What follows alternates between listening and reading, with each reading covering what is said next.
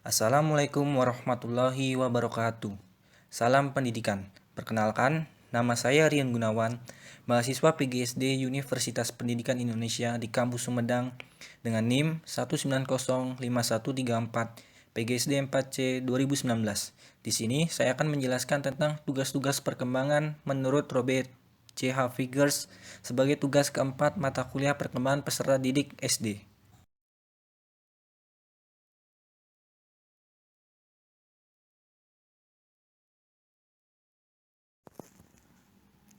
Menurut Robert J. Figers, tugas perkembangan adalah tugas-tugas yang harus diselesaikan individu pada fase-fase atau periode kehidupan tertentu. Dan apabila berhasil mencapainya, mereka akan berbahagia. Tetapi sebaliknya, apabila mereka gagal, akan kecewa dan dicela orang tua atau masyarakat. Dan perkembangan selanjutnya juga akan mengalami kesulitan.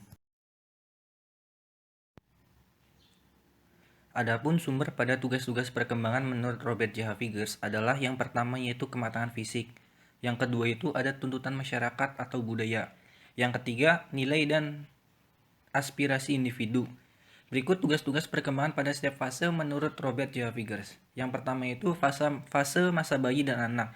Tugasnya yang pertama yaitu belajar berjalan, kedua belajar memakan makanan padat, ketiga belajar berbicara, keempat belajar mengendalikan pembuangan kotoran tubuh, yang kelima mencapai stabilitas fisiologis, yang keenam membentuk pengertian sederhana tentang realitas fisik dan sosial.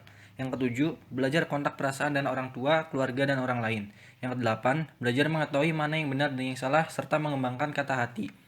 Fase kedua itu masa anak sekolah. Tugasnya yang pertama, belajar ketangkasan fisik untuk bermain. Kedua, membentuk sikap yang sehat terhadap diri sendiri sebagai organisme yang sedang tumbuh. Yang ketiga, belajar bergaul yang bersahabat dengan anak-anak sebaya. Yang keempat, belajar peranan jenis kelamin. Yang kelima, mengembangkan dasar-dasar kecakapan membaca, menulis, dan berhitung. Yang keenam, mengembangkan pengertian-pengertian yang diperlukan guna keperluan kehidupan sehari-hari. Yang ketujuh, mengembangkan kata hati, moralitas, dan skala nilai-nilai. Yang kedelapan, belajar membebaskan ketergantungan diri. Yang kesembilan, mengembangkan sikap sehat terhadap kelompok dan lembaga-lembaga. Kemudian fase yang ketiga yaitu masa remaja. Tugasnya yang pertama, menerima keadaan jasmaniah dan menggunakannya secara efektif. Yang kedua, menerima peranan sosial jenis kelamin sebagai pria atau wanita. Yang ketiga, menginginkan dan mencapai perilaku sosial yang bertanggung jawab sosial. Yang keempat, mencapai kemandirian emosional dari orang tua dan orang dewasa lainnya. Yang kelima, belajar bergaul dengan kelompok anak-anak, wanita, dan anak-anak laki-laki. Yang keenam, perkembangan skala nilai. Yang ketujuh, secara sadar mengembangkan gambaran dunia yang lebih adekuat. Yang kedelapan, persiapan mandiri secara ekonomi. Yang kesembilan, pemilihan dan latihan jabatan. Yang kesepuluh, mempersiapkan perkawinan dan keluarga. Kemudian fase yang keempat, yaitu masa dewasa awal. Tugasnya yang pertama yaitu mulai bekerja, kedua memilih pasangan hidup, yang ketiga belajar hidup dengan suami atau istri, yang keempat mulai membentuk keluarga, yang kelima mengasuh anak, yang keenam mengelola atau mengemudikan rumah tangga, yang ketujuh mengambil tanggung jawab warga negara, yang kedelapan menemukan kelompok sosial yang menyenangkan. Kemudian fase yang terakhir, yaitu masa usia madya atau masa dewasa madya.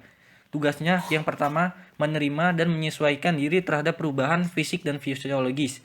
Yang kedua, menghubungkan diri sendiri dengan pasangan hidup sebagai individu. Yang ketiga, membantu anak-anak remaja belajar menjadi orang dewasa yang bertanggung jawab dan berbahagia. Yang keempat, mencapai dan mempertahankan prestasi yang memuaskan dalam karir pekerjaan. Yang kelima, mengembangkan kegiatan-kegiatan pengisi waktu senggang yang dewasa. Yang keenam, mencapai tanggung jawab sosial dan warga negara secara penuh.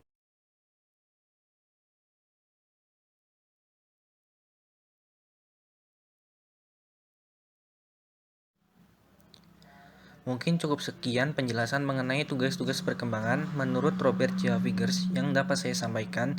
Bila ada salah kata atau pemberian informasi yang salah, mohon dimaafkan. Wabillahi taufiq wal hidayah. Wassalamualaikum warahmatullahi wabarakatuh.